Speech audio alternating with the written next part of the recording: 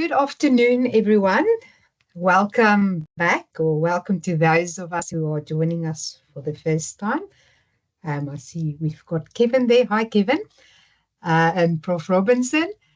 Hopefully more students will join us, but hopefully most of the students will watch this recording. Right, Yes, good afternoon. Hi, Prof. Um, so, in today's session, we are going to look at ethics in research. Um, so, ethics can be quite a challenge, especially when some of you, and hopefully all of you, will eventually progress to your master's degree, where it becomes especially important. For someone like Prof. Robinson, who is an established researcher, she'll know how we have to apply for ethical clearance whenever. Yes, and I just have to mention Ms. Stone was the chair of the ethics committee. So if you have any questions, you have to ask her. She knows. She knows exactly. Yes, so even if you were the chair, then ethics is quite complex. It's different depending on whatever research you do. So it's quite an interesting field. But for you as a student, for now, for this module, we want you to understand what it is. We also give you some kind of idea of how it works at UNISA. So I can quickly break it down before we go to the actual session. But at UNISA, we have an ethics committee. We have one for the university, and then it's broken down to ethics committees for each college and then each department. So if you will be applying for ethical clearance in your master's, I'll get to that now, then you will apply to the Department of Economics. If you are in a different field, you'll apply to your specific department, and each department has a committee. We do use an online system, and we do give training to students when they start applying for ethical clearance. In economics, we don't use primary data, which is data you collect yourself from scratch, if that's a good definition. But we mostly use public data, which is secondary, such as data from the World Bank, the South African Reserve Bank, and Stats SA. So luckily, we don't always have to do the tough and dirty work. And it also makes the ethical clearance a little bit easier. Right, so in your research in undergrad, we usually do not require you to apply for ethical clearance. So it's not something you will have to know how to do now, and most likely not in your honors degree either.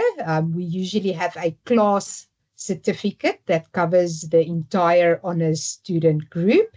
So if you're planning to do honors next year, then you also might not need it unless you have permission from a supervisor, which is unlikely to do a different type of study where it is critical for you to have a certificate.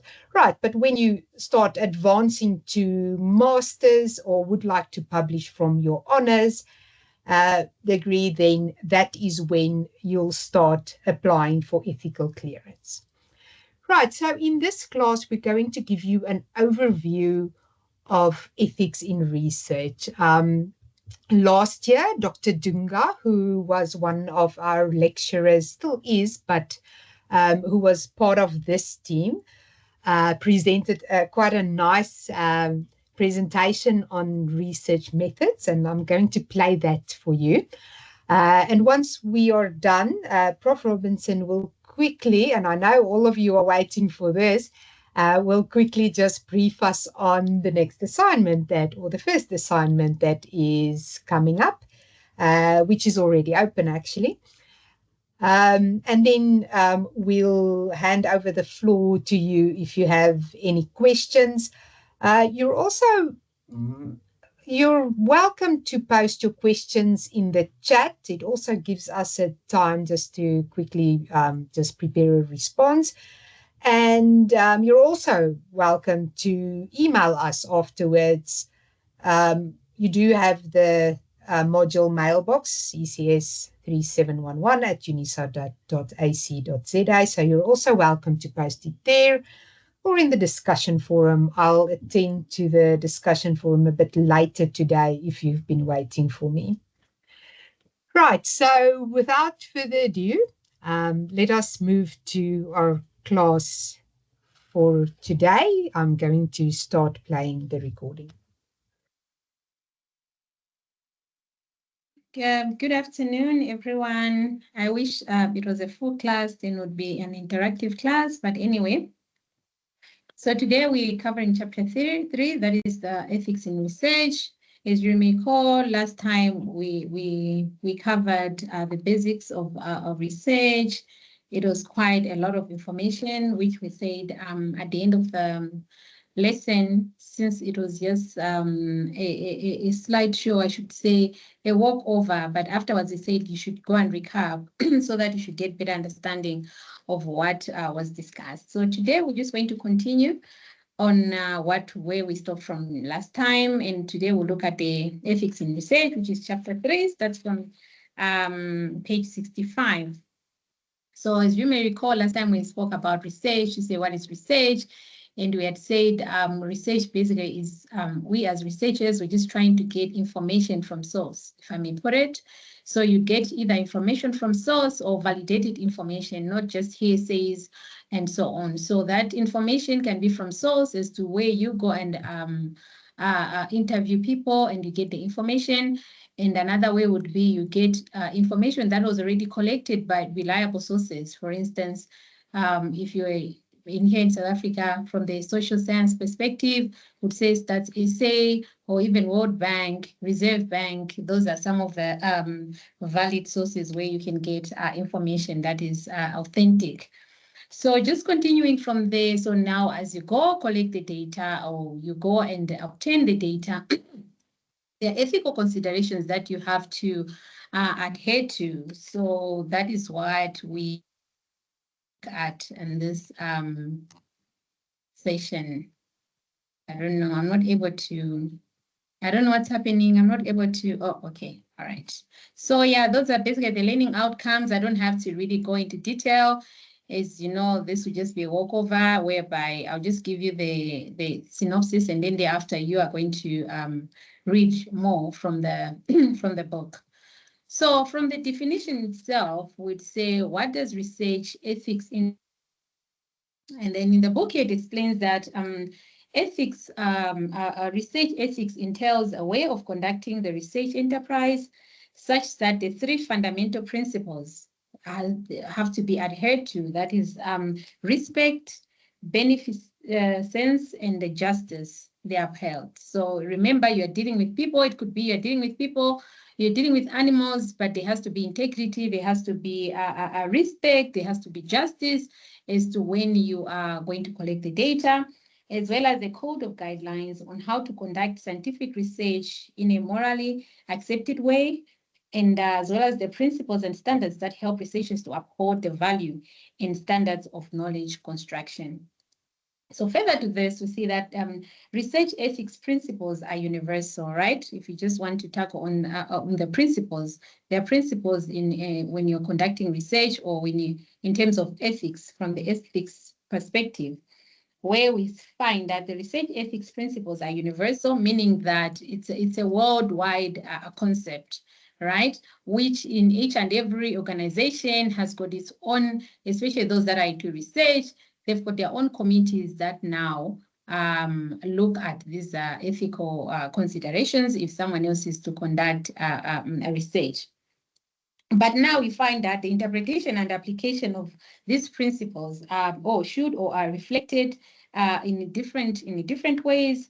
And for some time, you find that most people, I think when towards the end or as we go along, there'll be a better description of what we entail when you talk of secondary and primary data. So in a nutshell, primary data is where you're collecting data from source. You are the one who is actually going to ask questions from the participants. And whilst secondary data, you're using data that was already collected by someone else, though it's validated, right? So I've given examples of, let's say you're using data from World Bank, Stats SA, or Reserve Bank.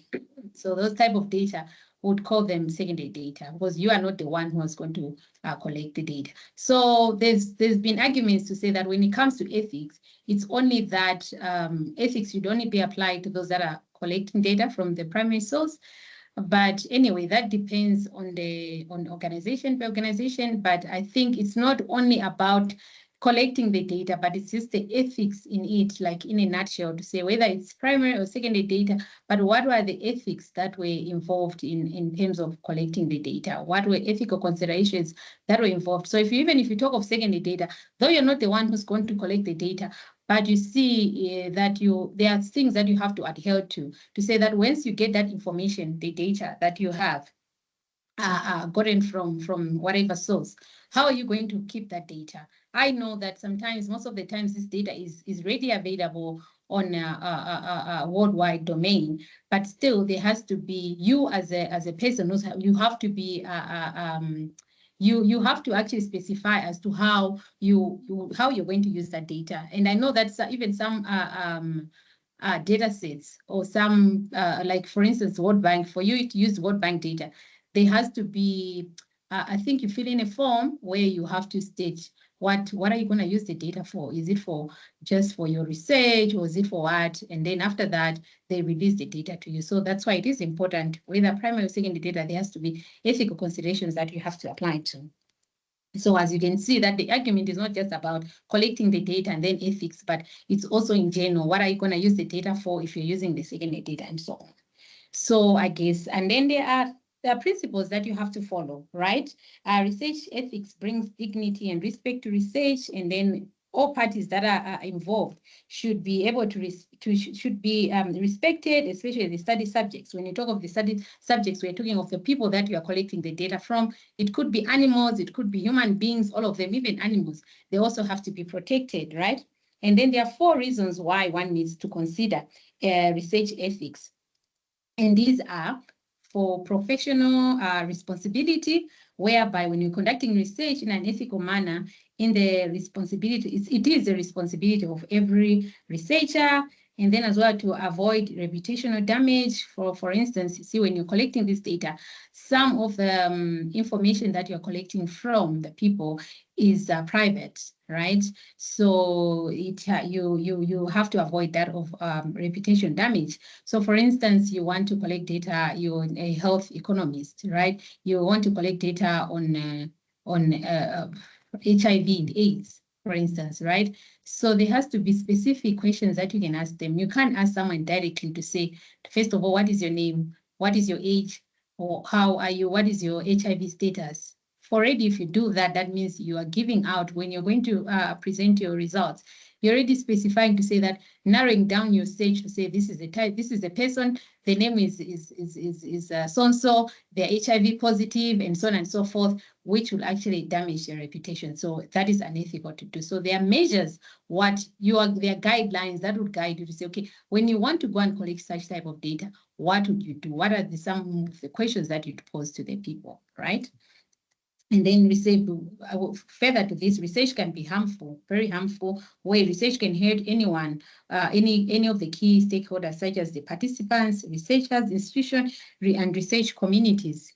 Sometimes maybe you're doing a research on a specific company, right? And you're asking questions that are just private to the company. For instance, how are their finances? How are they doing? How do they conduct ABCD? You know, there's some questions that you're not allowed to ask, because if you go and present those results, I mean, it's just damaging that whatever institution, their reputation and so on. So that is, in a nutshell, why ethics is important. So that is why we all have to adhere to that as researchers, as students, and so on. You have to go and abide by the rules that are applied in terms of ethics.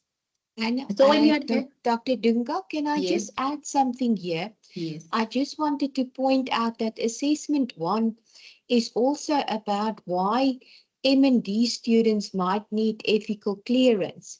And Okay. these 4 reasons are important for them to take note of, specifically, especially because they have to apply for ethical clearance. And for these 4 reasons, they need to apply for ethical clearance also. Thank you so much. Yeah, thank you so much. And then the fourth one is that one of to avoid litigation, right? Where researchers and their institutions of affiliation may be sued for damages caused by unethical conduct. That is very, very important, right? Because remember, you as a student, when you are conducting your research, it's not you as an individual. You're being represented by a certain university. So that's why it is very important that you have to go and apply for the ethics, so that if anything comes up to say maybe you are being sued or what, I mean, you can come up and say that, but you know what, I'd adhered to all the rules that was given by the university to say this is what I have to follow, and therefore that the onus is not going to be on you.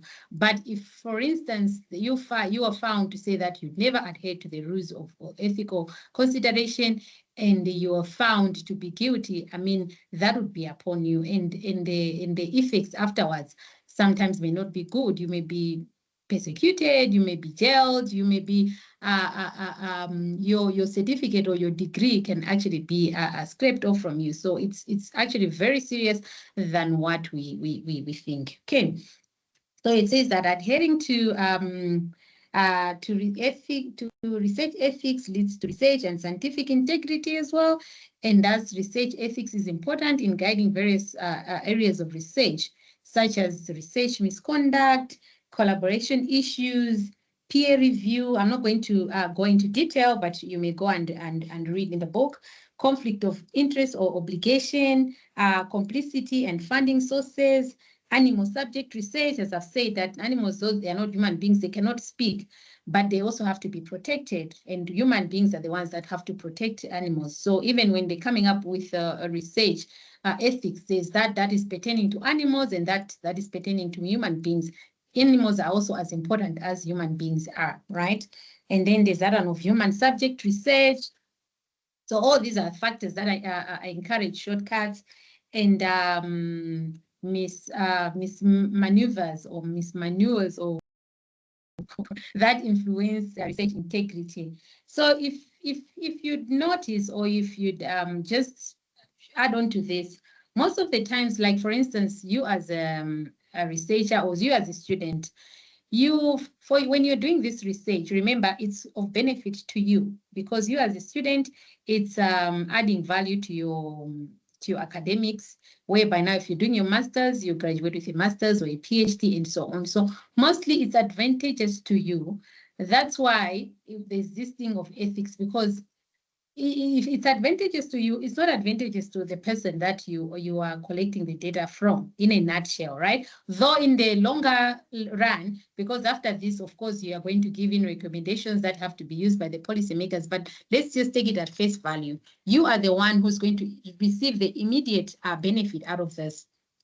So that is why, just to make sure that the other parties are protected as well. That's why they bring in this ethical consideration. And further to this, remember, if you're doing it for your own benefit, let's say you're doing it for research purposes as a module, or as for degree purposes, your main aim is just for you to graduate. But it should be beyond that. It's not just for you to graduate, but it's also about the integrity and so on and so forth. As you are pursuing your degree, make sure that you're not leaving a mess behind. Further to this, as you go on with in your academics, some of them may do your PhDs and become academicians. There are set rules that you have to follow. For instance, you have to publish articles and so on and so forth, and there are rewards that you get from there as well. So it's not just about you publishing, it's not just about the numbers of how many you're going to publish, but also the quality of it as well. You get it? So in the end, I think with the ethics as well, that's where it's going to say that we're not just looking at the numbers, we're just not looking at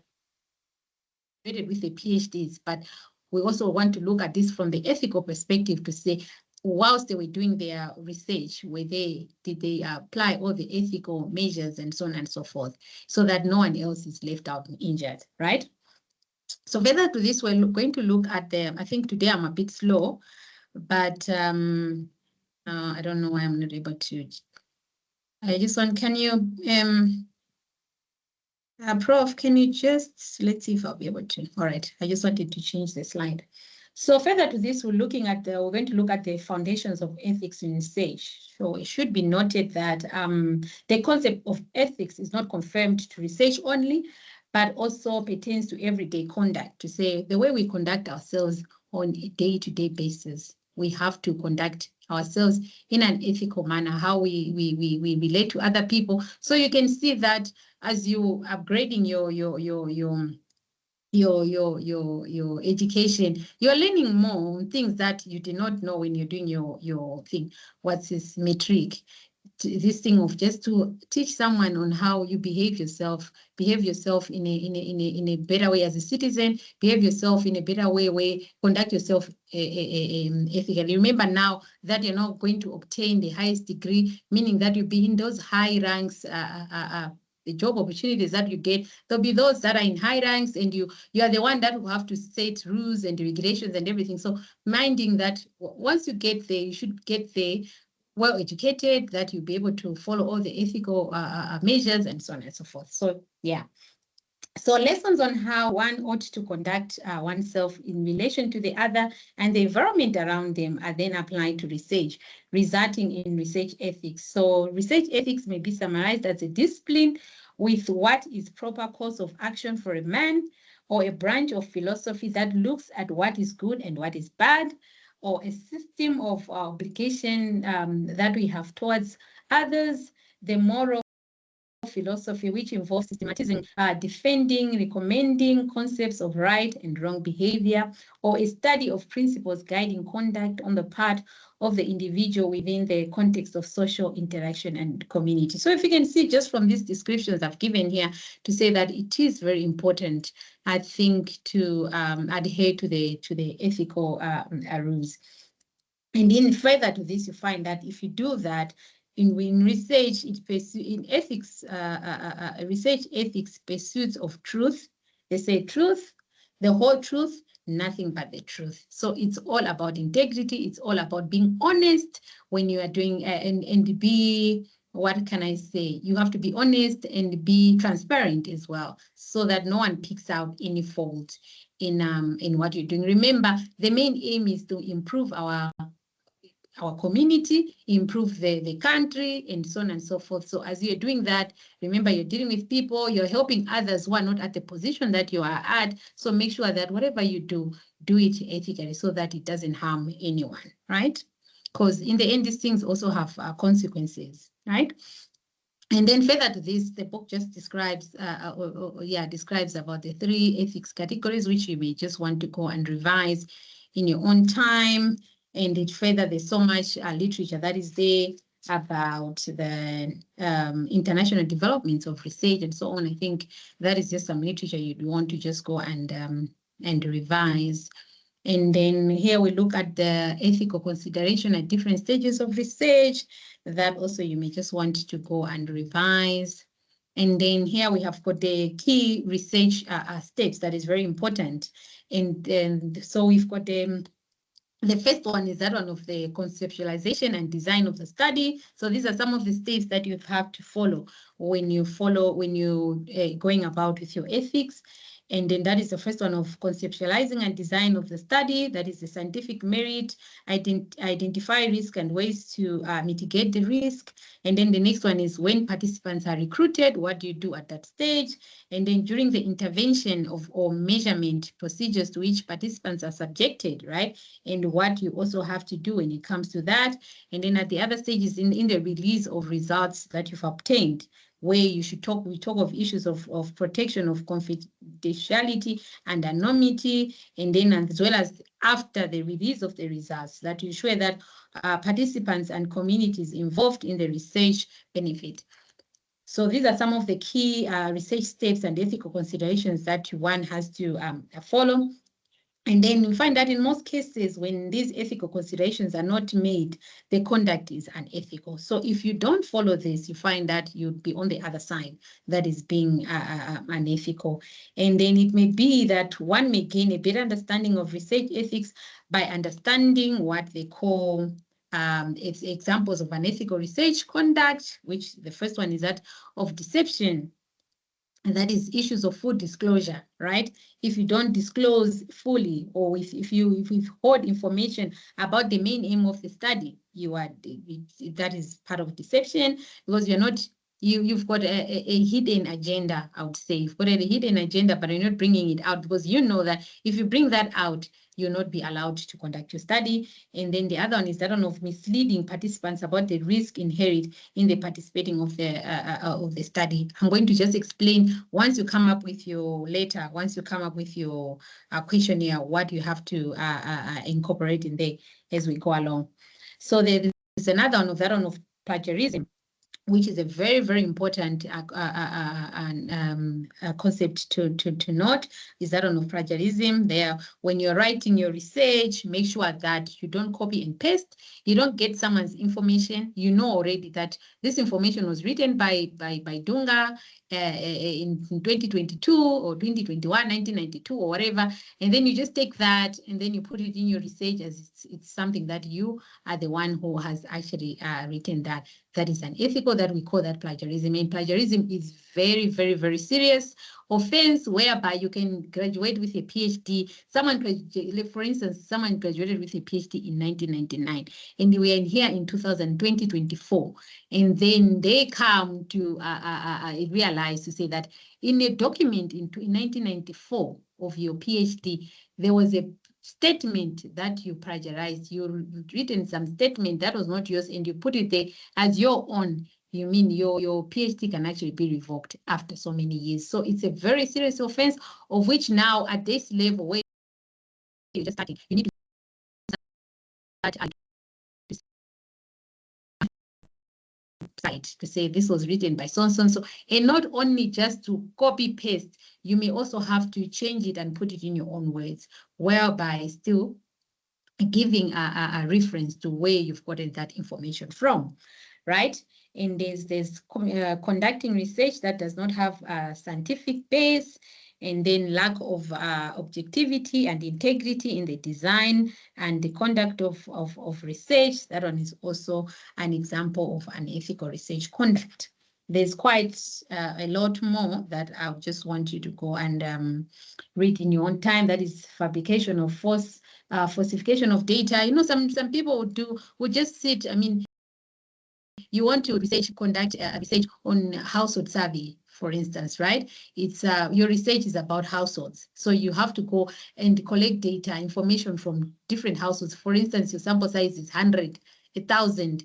You know, some people feel like that's too much work to do. Then they'll just sit on a tree, get the questionnaire, start answering them one by one, as if they've collected that data from individuals. That is what part of fabrication or falsification of data, which is also unethical, very much unethical. Not following the appropriate ascription of authorship to a publication, which I've just discussed. To say this, I think it's also part of plagiarism, where who qualifies to be an author. Some individuals may simply need to be acknowledged rather than listed as authors. I mean, and then not respecting the right to privacy, not respecting the right to anonymity and confidentiality, not respecting rights of vulnerable groups. For instance, you are collecting data on the old age, right? Where you're collecting data about old people or people that have gone insane and so on and so forth. You know, those people are vulnerable, or even children. You see, that's why it's not allowed for you to go and collect your data from children. You have to ask the head of household. They have to give you information about the children, because these are vulnerable people and you don't want to put yourself to that disadvantage where now you are found to not respect the rights of vulnerable groups, right? And then not having due consideration for the environment. I think the environment is that one of like the animals can be there and so many other whatever you'd want to incorporate in terms of the environment. So those are some of the examples of unethical research conduct. And then further to this, we'll just look at guiding principles of research ethics, I think, which you may want to go and revise. I think it's in a table, figure 3.3, that is on page 75. That is justice, respect, benefit. I think I already discussed this of the 4 principles. That is the justice, respect, and the beneficence, right? These are the 3 guiding principles of research ethics. You may just want to go and revise as well.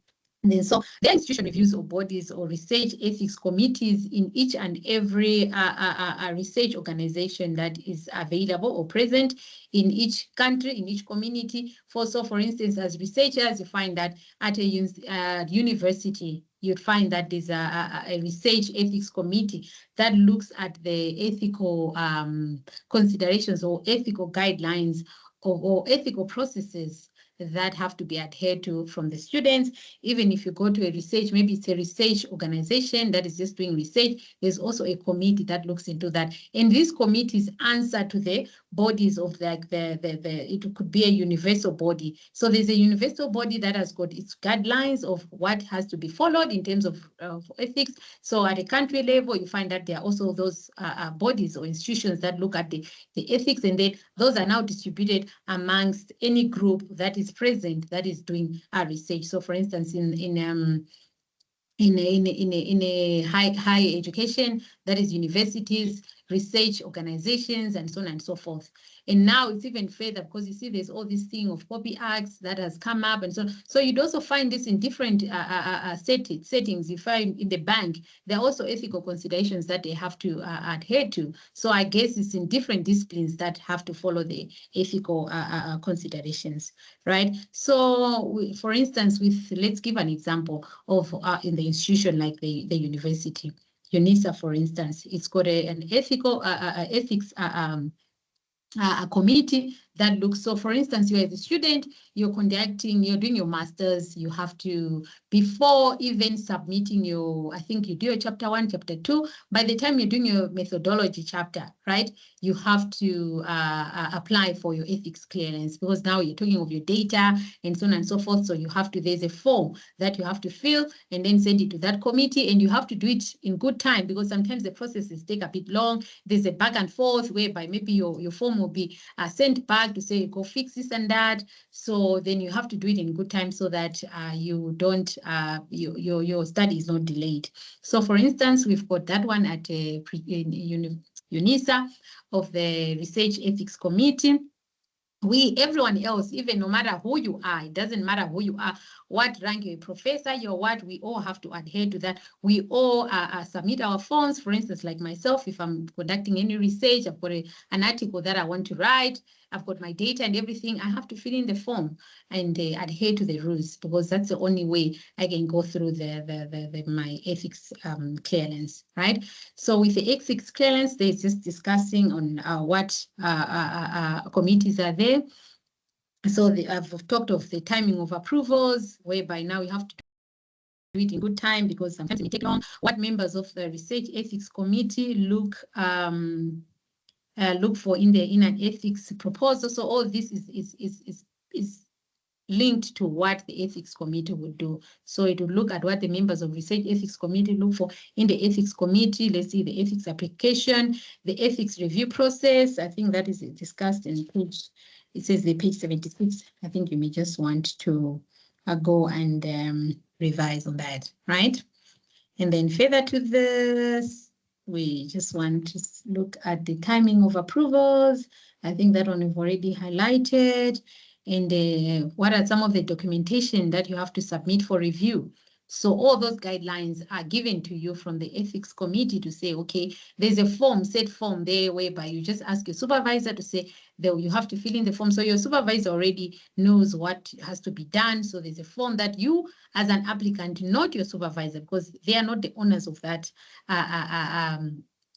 research or study. So you as an applicant, you have to fill in that form. You have to sign to say that whatever you have presented or submitted in that form is true, is valid. And if anything else, you are the one who's answerable.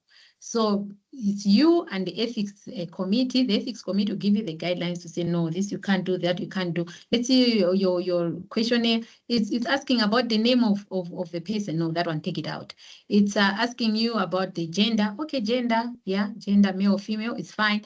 It's asking you about the age of the population. What is your sample size? That is, where are you conducting this research? Because sometimes you may say, okay, we want to ask about, there's a question of a certain question. Let's say your study is on University of South Africa, right? So the University of South Africa, anyway, maybe it's a large sample size, but let's look at the university that is small.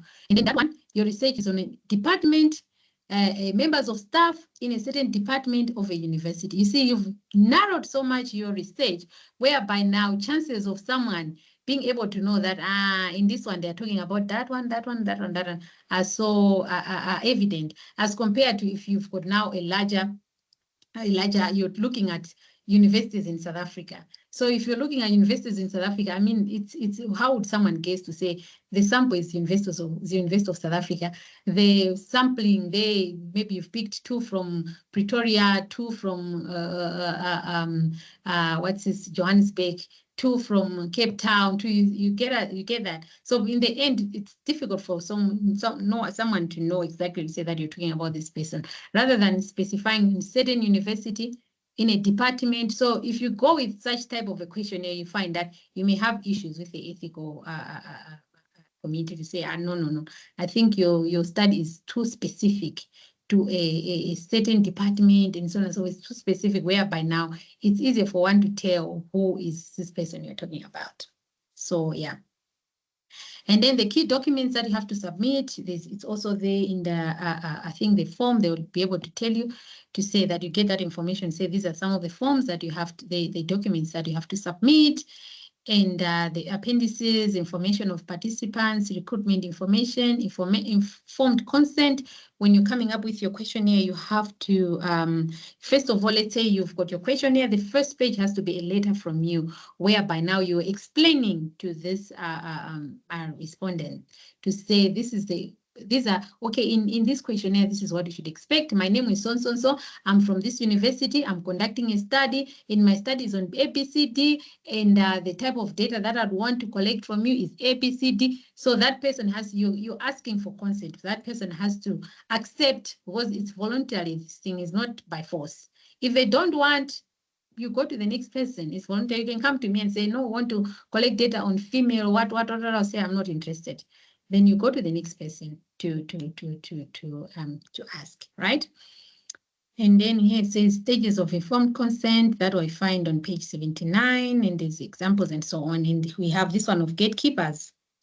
What we mean when you talk of gatekeepers. So for instance, if you want to go and collect data from UNISA, right? You don't just look up there, though you're a student at UNISA, but you just go there, start asking students. It's about students and entrepreneurship or whatever, right?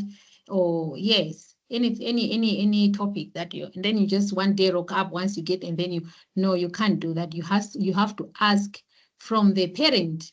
Yeah. So if I would say the parent, the gatekeeper is the university itself. So you have there's a division or department that you can go to and ask to say that, okay, I want to conduct this research, is on this. Can I get a gatekeepers later? So for instance, further to this, maybe we'll look at you want to go and collect data from a certain company, right? You don't just rock up in that company. They'll tell you, who are you? We don't even know you. So that company, it's a back and forth, because that company will ask you, who are you? Okay, I'm from University of South Africa. Where is your letter from University of South Africa? They would ask you to say that, who has given you consent from University of South Africa to collect this data? So you have to present to them a certain, whether it's a letter from the university or what, to say that, okay, this is our student. She wants to collect data from your institution on ABCD. So they'll now give you a gatekeeper's data. So, okay, now we allow you to come and collect data from us. So can you see that it's quite, it's not an easy process, but it's doable, right? So I think the book gives an example of how an informed consent has to look like, and I think as well as a gatekeeper's letter, or what is in there and how it has to look like. So I think there's an example in there. So it has to be, you have to have the address, your gatekeeper's address, what the study involved, a recruitment questionnaire, and then you also have to sign at the end, right? And then we look at the Protection of Personal Information Act.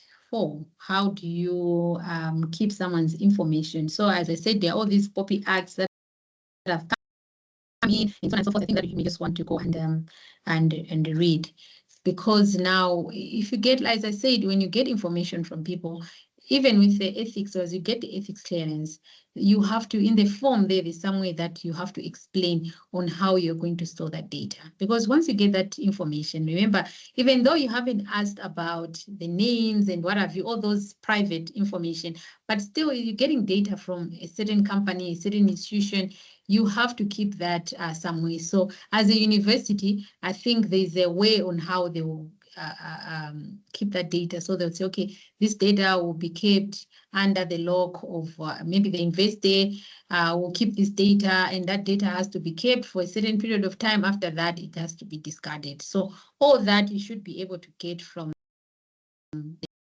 university, from institution, how they interpret the ethics, their ethics. But now, in a nutshell, all of them are abiding to the rules from the universal perspective. So I think I don't know, I think that is all about today, about the ethics. If I don't know, there's anything else that Prof would like to add on to this. No, thank you. That was perfect. Thank you so much, Dr. Dunga.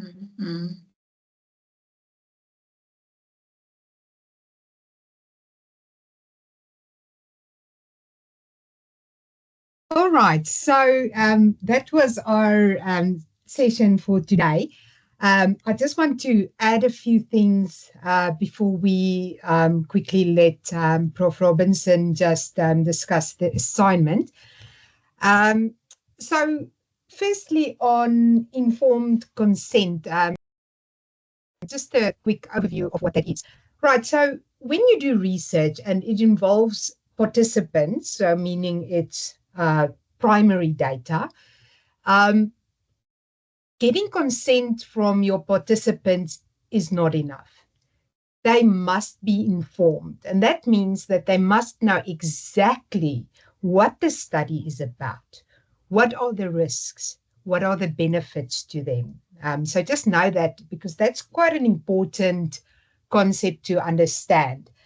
If you conducted research and your participants are not fully informed, and even if they did give consent, then they didn't actually give consent, because you didn't give them all the information of what the study is about. Right, and then on the gatekeeper's letter, so usually when we conduct research, and I think in the economic context, you might be interested in a bit of finance or so on, and you wish to approach one of the banks, and you want to conduct some type of study, and you need to maybe, let's say, do a survey. So you will then need to have a gatekeeper letter. So let's say you're conducting your study at First National Bank, then someone who is authorized at First National Bank will have to sign the gatekeeper's letter. So that is the person in the institution or wherever you're doing the research that needs to give permission, unless it is in the public domain. UNISA does have a policy on research ethics, so if you're ever in that sphere, then it's definitely worth looking at that policy. Right, so then also a bit on something that we haven't touched, and which is quite developing, is on artificial intelligence, which is currently, but not only in ethics, but in every domain and field. But what I wanted to say on ethics is on artificial intelligence. I can't necessarily give you a straight answer to say, do this, don't do this, do it this way. But what I can tell you is that you must know that if ever you use artificial intelligence, you still remain responsible. And I think that is at the core of the ethics issue on artificial intelligence. So, in whichever way you use it, it means that whatever output you get from artificial intelligence, you, the human, are responsible for that output. Now, what artificial intelligence is not good at is ethics. Now, let me give you just a quick example of an experience that I had personally that might give you a bit of background on exactly how dangerous it can be. So I recently used artificial intelligence to help me, just to teach me a little bit. I wanted to know a little bit about just extracting data, something you call web scraping, where you can get data which is publicly available from a web page. So it proceeded to give me a specific code to get it from a specific website, and we proceeded, and it kept coming back. I kept getting these errors, and at some stage it was telling me, no, but this site is blocking you. So then at a point I started asking it, but why is it blocking me? Is this allowed? Am I allowed to scrape data from this website? And then it responded and said, no, it is not legal to scrape from this specific website. So if you're going to be using technology, you must, so you must take this into consideration whenever you have to use it. These days, and especially in future, it is going to be around for some time. And hopefully there will be some more policies and ethical regulations coming soon. Right, so that is it from me. I'm going to hand it over then to Prof. Robinson, who will quickly just take us over the assignment. Yes, thank you, Ms. Stone. And I can just mention, Ms. Stone is busy with her PhD also, so she should know best in terms of artificial intelligence, and also questions that you might have about artificial intelligence. Maybe you tried using Copilot or ChatGPT, one of the AIs. Please just be responsible and be careful. Thank you so much for the polls. I thought that was so nice, especially in terms of the discussion forum. It gave us more insight on the principles of ethics. And let me go over to assessment 1. Then I just want to mention there is a video that I posted for you on announcements in terms of assessment 1. I'd like to keep it anonymous. It is Ms. Stone helped me with a peer review rubric. So remember, it says workshop, but it's peer review. You are going to review other students. So you first go and submit your work on the question post, which is going to be 70, count up to 70. I've made it 70 this time around. And then on Monday, it's going to switch to assessment, and then it's going to come up with the rubrics to give you an insight of how to peer review your peers, your students in your class. So I'm going to do the random allocation of 5 students per reviewer, and you are going to be the reviewers. You are going to peer review each other. And all the instructions will be in the assessment. Okay, so it opened already on Monday, but I've extended it a little bit up to Sunday. And then from Sunday, it will switch to then the assessments, where you get the review part. Let me just see whether I've mentioned, we are expecting about 97 students. 3 has submitted, so please, I ask for this to be successful. Everybody needs to submit so that I can allocate 5 students each to everybody in terms of the assessment part. Okay, so that is from my side. Stone, did I miss anything? Did I say everything? I hope so. No, I think that's clear. I'm sure the students will raise their hands now so we can answer any of their questions. If you raise your hand, I can just unmute you and then you can ask your question or you can post it in the chat. Let's give them a minute or two to consider whether to raise their hands.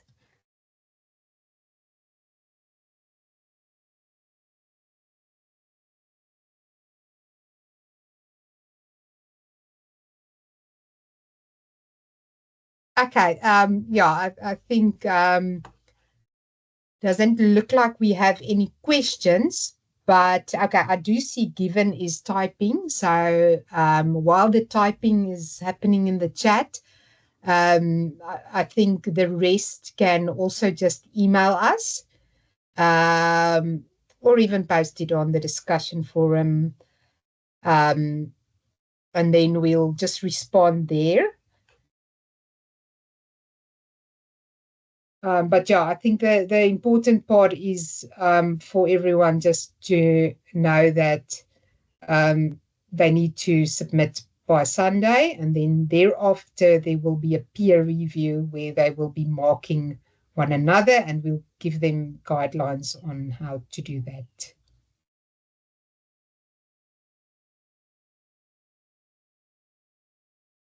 Okay, I'm just going to give it a second for Given to complete the typing, and then I'll unmute myself again to answer it.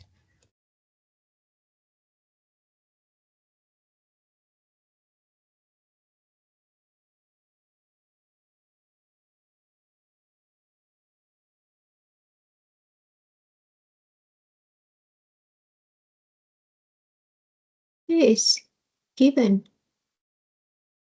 Thank you. I think the typing was going to take long. Yes. But, the last session that we had, we made a comment that saying we're struggling to get the textbook, and I just found out that we the Fanscape have already have it now, though it's an ebook. So I only got to get that book, I think 2 days ago. So I was saying that on the participation of the assessment that we had, I didn't have the correct referencing. So I'm not sure how this is going to affect me. Yes, we're using the Harvard method of referencing.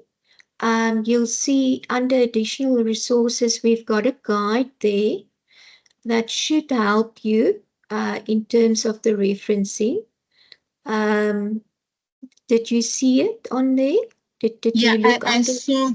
I saw that. I did follow all the instruction. I understood that. So what I'm saying is the information that I got is different from the sources that we are expected to use. So I just used some of the YouTube and other materials. Okay, I see. Yes. Just be careful not to go and use sources like Wikipedia and which other sources would you say, Ms. Stone? This should they stay away from. Yeah, Okay. I generally try to stay away from just normal web pages. I try to keep Yes, it, just academic. But yes, I yes. just like to just get clarity from Given. I'm not sure if I understand what she's trying to say. Am I understanding correctly? Are you referring to the discussion forum post or assignment 1? No, the discussion forum. So we were asked to differentiate Okay. the method and methodology. So what I did is I did use some other sources. I don't think they're Okay. official for UNISA, and I also used the study guide, but I did put the reference for study guide. Okay, let me go and have a look there at your post, and then I'll give you feedback on that. Okay. I'm glad it's not the assignment because Yes. because that one counts marks, but your discussion forum is Yeah. more of a participation, Yeah. yeah, Okay. Yeah. for your Alright. own enrichment. Okay. Thank you. Got it. But Thank you. I'm happy that you've been active on the discussion forum. I think it's quite important. It I know is. we don't always want to participate, but you learn so much and you grow and you get feedback. Yeah. That's it. So That's right. Yes. we don't respond to all the posts. We do try to respond to as many as possible, but I'll go onto the forum a bit later today again and just give some feedback. Okay. Thank you so much. Okay, so I don't see any other hands. Prof. Robinson, I'm not sure if you have anything else or if we can Yes. conclude No. this session. Thank you so much for those of you that attended the class, and I think it was really nice and interactive. Thank you so much, Ms. Stone. It was really very, very, very nice. And yes, enjoy the rest of your day, and please let us know if you have trouble with the assessment, and we'll be just post on our email address like she said right in the beginning, and we're willing to assist you. Yeah, I think also if they can let us know if there's something specifically, we don't always know what we're doing right and wrong. So do let us know if there's something specifically that is that we're completely missing and that you need some help with, then we can maybe just see if we can address it in some way. All right. True. Thank you so much. Thank you, everyone, and we'll see you in the next class, and all the best with your submission, your assignment. Thank Goodbye. you. Bye-bye. Bye-bye. Hi, Linda. Bye.